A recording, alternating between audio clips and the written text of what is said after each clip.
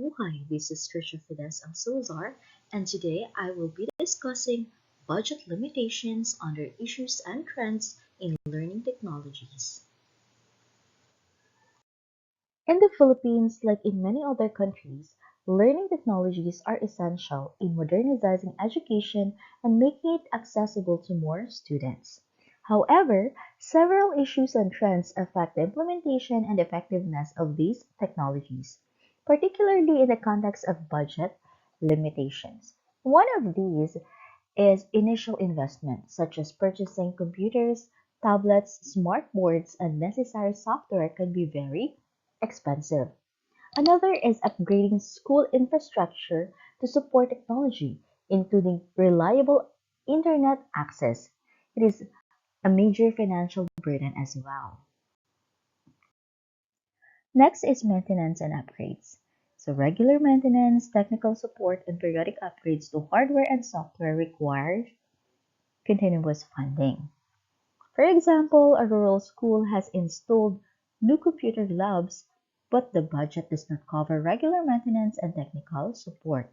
As a result, many computers frequently malfunction, disrupting students' learning experiences.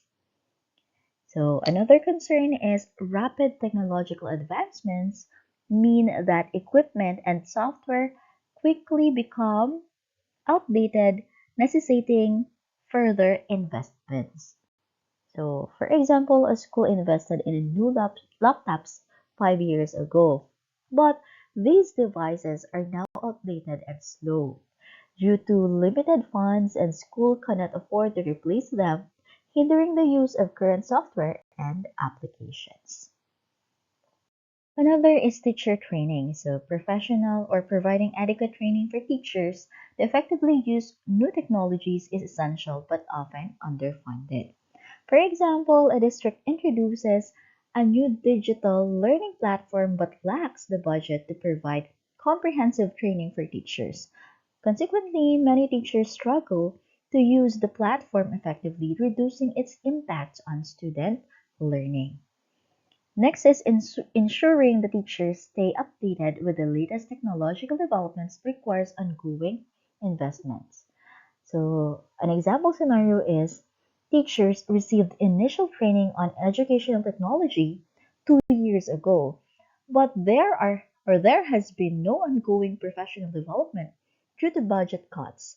As technology evolves, the teachers are not up to date with the latest tools and best practices. Digital content and resources. Creating and curating high quality digital educational content can be costly. So, for example, a school district wants to develop interactive digital textbooks aligned with the curriculum. The cost of hiring content developers and multimedia designers is too high, so they end up using low quality free resources that are not effective that are as not effective. Next is subscription fees for educational software and digital platforms add to the financial burden. So, example is an elementary school subscribes to an educational software platform, but the annual licensing fees are steep. With the current budget, the school can only afford a limited number of licenses, leaving many students without access. Is equity and access. Ensuring equitable access to technology in remote and underserved areas is particularly challenging and expensive. For example, in a remote village school or a remote village school struggles to provide students with access to digital learning due to the high cost of purchasing devices and establishing internet connectivity. Many students continue to rely on traditional, non-digital methods, widening the educational gap. So that ends my report. Thank you for listening and have a great day, everyone.